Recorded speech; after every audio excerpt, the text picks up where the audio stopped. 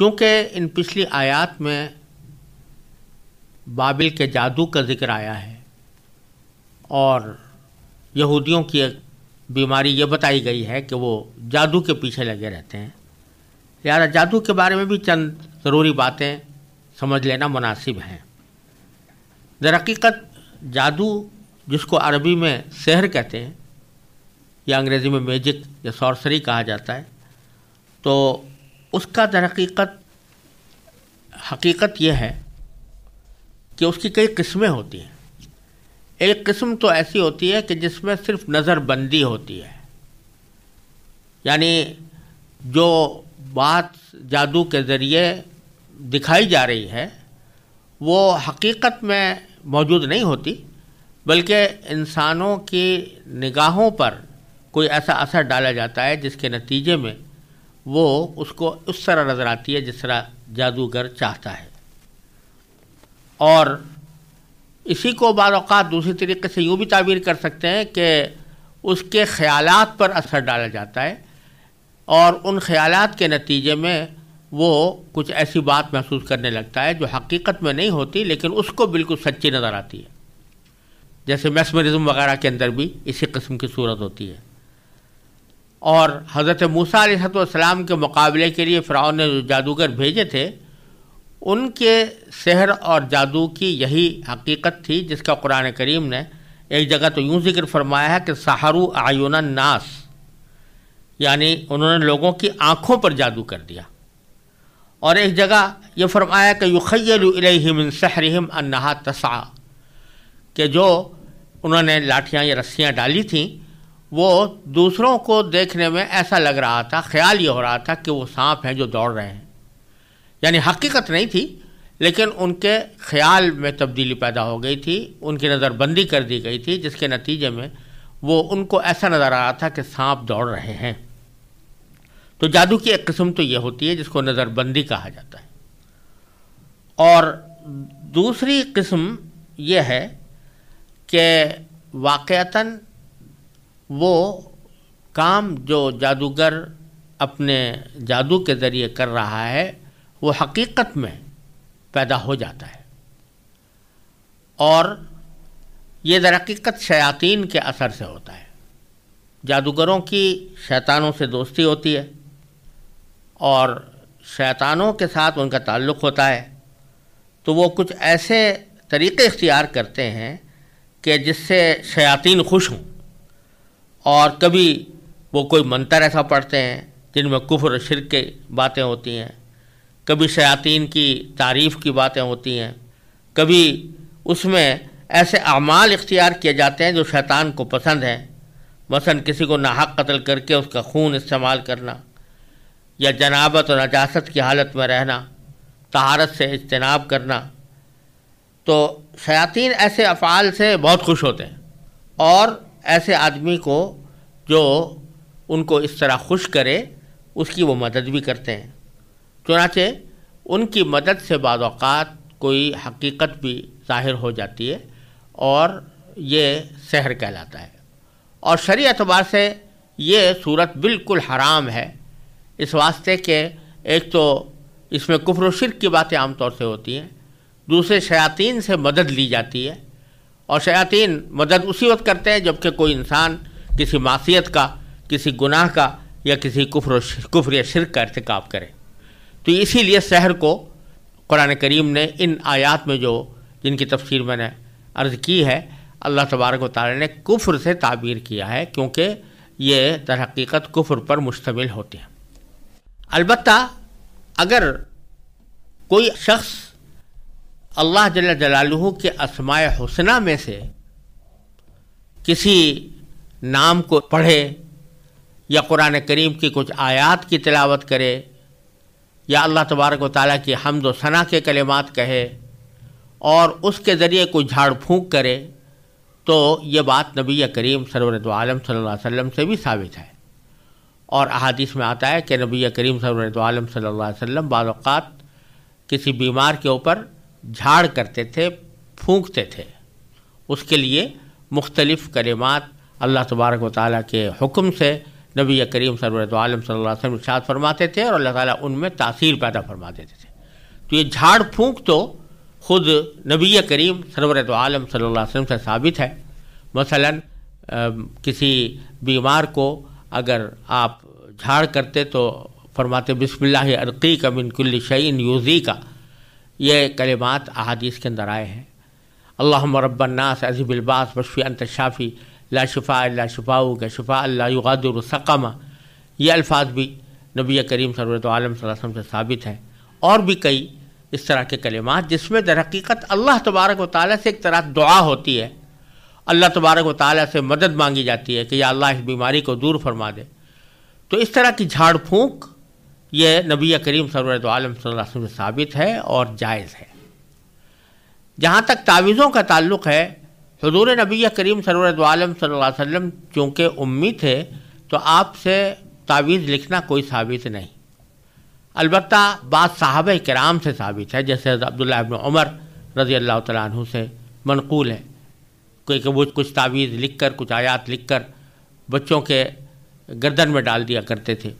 اور اس کی حفاظت کے لیے وہ تعویذ استعمال کرتے تھے۔ حضرت عبداللہ ابن عباس رضی اللہ تعالیٰ عنہ سے مروی ہے کہ وہ کسی حاملہ کے ولادت کے وقت میں ایک تشتری کے اوپر کچھ کلمات لکھ کر اس کو پلایا کرتے تھے، اور یہ اس کی ولادت میں سہولت اور آسانی کی خاطر ہوتا تھا۔ تو بعض صحابہ کرام سے یہ ثابت ہے، لیکن علماء کرام نے یہ فرمایا ہے کہ اس میں بھی اصل چیز جھاڑ پھونک ہے جو رسول اللہ صلی اللہ علیہ وسلم سے ثابت ہے۔ تعویذ یہ دوسرے درجے کی چیز ہے کہ اگر کسی کو وہ الفاظ پڑھنے نہ آتے ہوں یا وہ پڑھ نہ سکتا ہو تو پھر اس صورت میں، یا پڑھنے والا کوئی موجود نہ ہو تو اس صورت میں وہ کلمات تعویذ کی شکل میں لکھ کر اس کو دے دیے جاتے ہیں، تو یہ فی نفسی جائز ہے۔ لیکن قرآن کریم کی آیات کو تعویذ کی غرض سے استعمال کرنا کوئی عبادت نہیں ہے، یہ ایک دنیاوی کام ہے، جیسے ایک علاج ہوتا ہے اسی طرح وہ بھی ہے، جائز ہے، لیکن اس کو اس طرح اپنا مقصد زندگی بنا لینا کہ سارا اپنا زندگی کی دوڑ دھوپ اسی کی طرف ہو، یہ کچھ پسندیدہ بات نہیں۔ نیز یہ جھاڑ پھونک اور تعویذ بھی اس وقت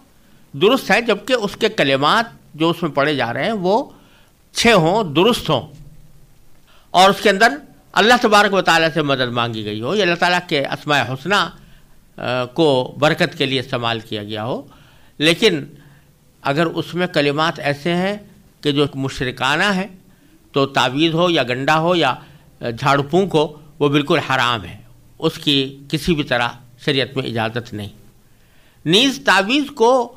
اسی وقت استعمال کرنا جائز ہوتا ہے جبکہ اس کو استعمال کرنے کا مقصد نیک ہو اور درست ہو۔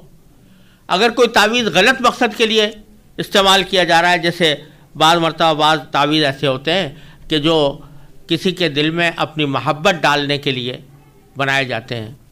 تو یہ تعویذ اگر صحیح مقصد کے لیے استعمال کیے جائیں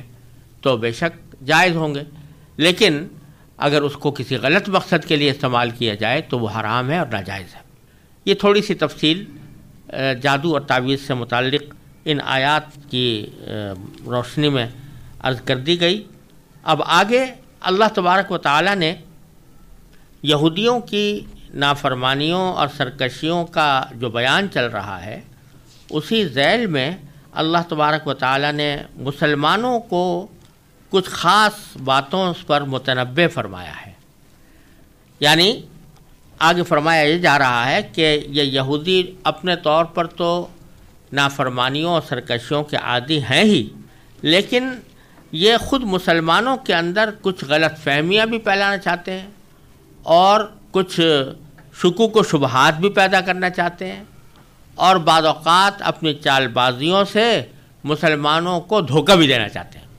اور اس سلسلے میں اللہ تبارک و تعالیٰ نے ان کی کچھ خصلتیں بیان فرمائی ہیں، وہ آگے آیات میں آ رہی ہیں۔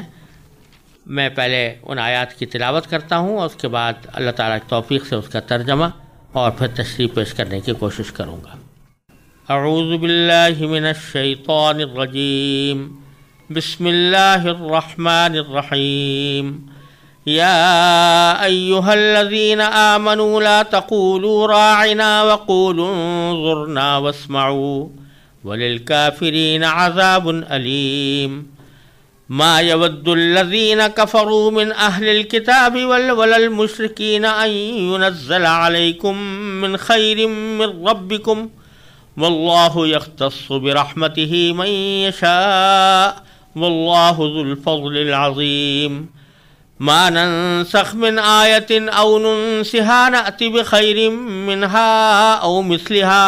أَلَمْ تَعْلَمْ أَنَّ اللَّهَ عَلَى كُلِّ شَيْءٍ قَدِيرٌ أَلَمْ تَعْلَمْ أَنَّ اللَّهَ لَهُ مُلْكُ السَّمَاوَاتِ وَالْأَرْضِ وَمَا لَكُم مِّن دُونِ اللَّهِ مِن وَلِيٍّ وَلَا نَصِيرٍ أَمْ تُرِيدُونَ أَن تَسْأَلُوا رَسُولَكُمْ كَمَا سُئِلَ مُوسَى مِن قَبْلُ وَمَن يَتَبَدَّلِ الْكُفْرَ بِالْإِيمَانِ فَقَدْ ضَلَّ سَوَاءَ السَّبِيلِ وَدَّ كَثِيرٌ مِّنْ أَهْلِ الْكِتَابِ لَوْ يَرُدُّونَكُم من بعد إيمانكم كفارا حسدا من عند أنفسهم من بعد ما تبين لهم الحق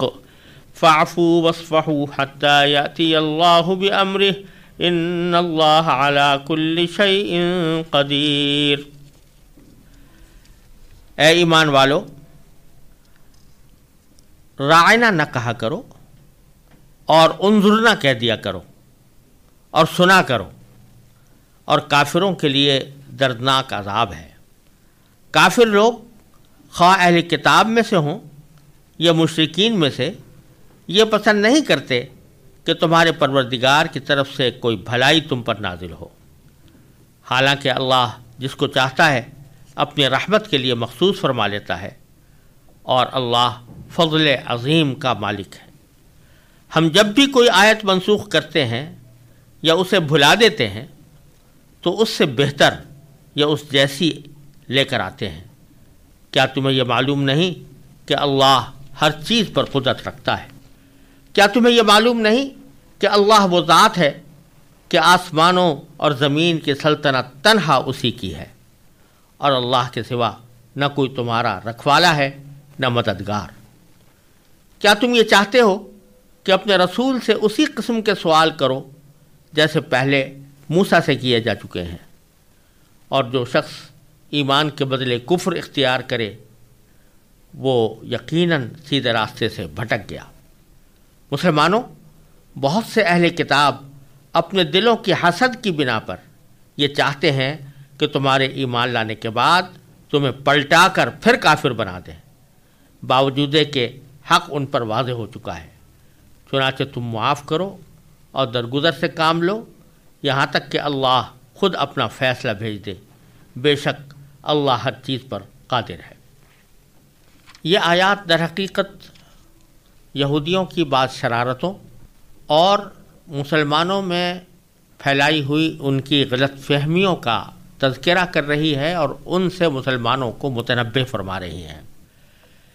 پہلی آیت میں یہودیوں کی ایک خاص شرارت کا ذکر کیا گیا ہے،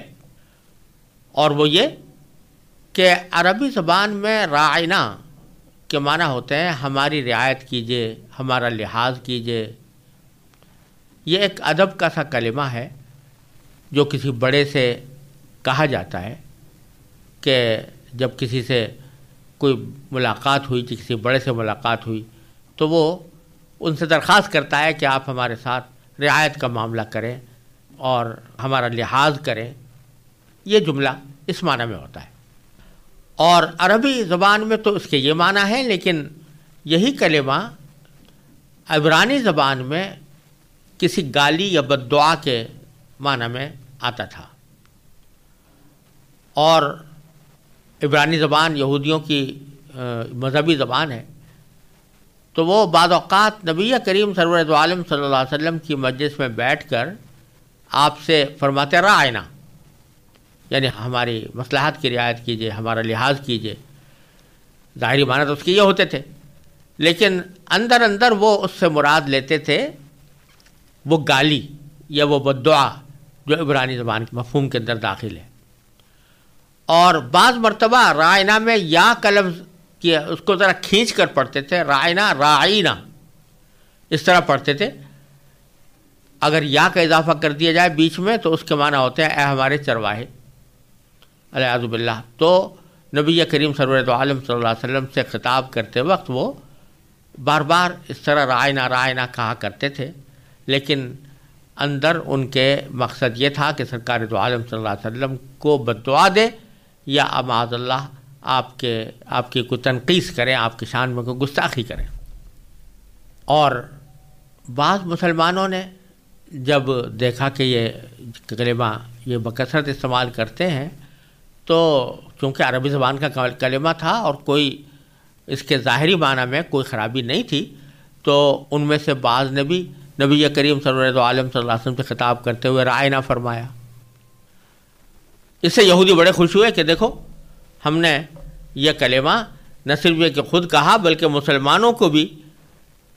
آمادہ کر دیا کہ وہ بھی رسول اللہ صلی اللہ علیہ وسلم سے اس قسم کا کلمہ کہیں جو ان کے خیال میں ایک گالی تھی یا ایک بد دعا تھی. تو اس آیت کریمہ میں اللہ تبارک و تعالی ان کی اس خرابی کو ذکر فرما کر مسلمانوں سے یہ فرما رہے ہیں کہ یہ ان کی شرارت ہے، آپ لوگ رائنا مت کہا کرو، کیونکہ اس سے وہ لوگ خوش ہوتے ہیں کہ انہوں نے ہمارا لفظ اپنا لیا اور اس کے معنی ہماری زبان میں بہت خرابی کے ہیں، لہذا رائنا مت کہا کرو. بلکہ یہی مفہوم عربی زبان میں دوسرے انداز میں بھی ادا کیا جا سکتا ہے، وہ ہے انظرنا، کہ رسول اللہ صلی اللہ علیہ وسلم سے جب یہ کہنا ہو کہ آپ ہماری رعایت کیجئے، ہم پر شفقت فرمائیے، تو انظرنا کہہ دو، اس کے بھی معنی وہی ہے، اور اس میں وہ غلط معنی کا ایہام نہیں، اس میں غلط معنی کا احتمال نہیں، لہذا انظرنا کہہ دیا کرو. تو فرمایا کہ یا ایھا الذین آمنوا لا تقولوا راعنا، اے ایمان والو رسول اللہ صلی اللہ علیہ وسلم سے مخاطب ہو کر راعنا نہ کہا کرو، وقولوا انظرنا، اور بلکہ اس کی جگہ انظرنا کہا کرو. دونوں کے معنی تقریباً ملتے جلتے ہیں کہ ہماری رعایت کیجئے، ہم پر شفقت فرمائیے، اور سنا کرو، یعنی نبی کریم صلی اللہ علیہ وسلم پھر جو بات بھی فرمائے اس کو توجہ سے سنو، اور ہماری اس ہدایت کو بھی توجہ سے سنو. اور ساتھ ہی اس میں یہ بھی فرما دیا کہ وللکافرین عذاب علیم، کافروں کو بڑا دردناک عذاب ہے، کافروں کے لیے دردناک عذاب ہے. یہ جملہ بھی ساتھ کہہ دیا کہ یہ لوگ چاہے کتنے ہی اپنی اس چالاکی پر خوش ہوتے ہوں، لیکن آخر میں ان کو اللہ تعالیٰ کے بارگاہ میں پہنچنے کے بعد دردناک عذاب ہوگا. اس آیت سے ایک بات اور معلوم ہوئی، اور وہ ایک اصول ہے جس کی طرف یہ آیت ہماری رہنمائی کر رہی ہے، کہ انسان کو اپنی بات کہتے وقت اس بات کا خیال رکھنا چاہیے کہ وہ حتی الامکان ایسے کلمات استعمال کرے کہ جس میں کسی غلط مفہوم کا یا غلط معنی کا احتمال نہ ہو. اور اگر کوئی لفظ ایسا ہے کہ جس میں کوئی غلط معنی کا بھی احتمال ہے تو آدمی کو بہتر یہی چاہیے کہ اس کو چھوڑ کر اس کے مرادف کوئی اور لفظ جس میں وہ احتمال نہ ہو اس کو استعمال کریں. اسی طرح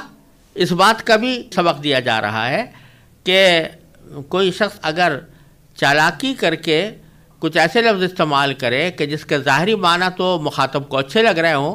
اور اندر سے اس کا مقصد کچھ اور ہو، چاہے وہ رائنا کا لفظ ہو یا کوئی اور لفظ، تو ایسا کرنا